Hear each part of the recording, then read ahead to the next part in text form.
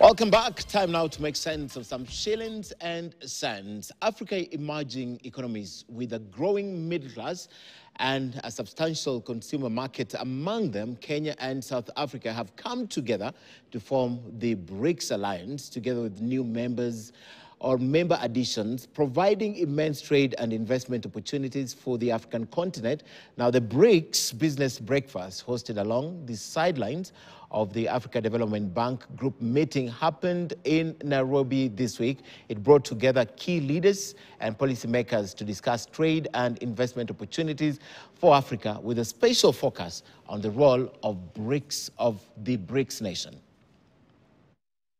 As a potential partner is even much more important if you think of this in the context of Africa trade.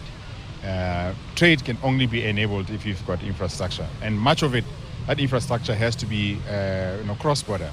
Cross-border could be rail networks, it could be pipelines, could be road transport networks, and all of that in the African continent. We know it is not at the level at which it can fully see the potential for the Africa free continental trade. Founding members of BRICS, the 5 countries, with the sole mandate of looking at opportunity with large infrastructure investment that actually enables growth within member countries. We know how critical trade and investment growth is for the continent of Africa. That's why we're here today.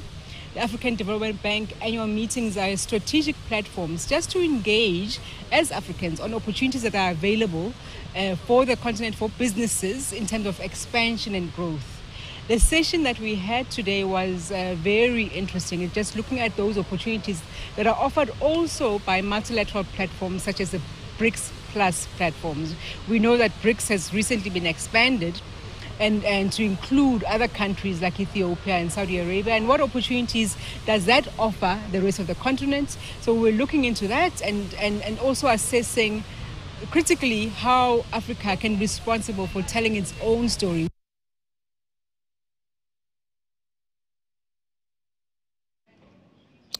Now, away from that, the Jubilee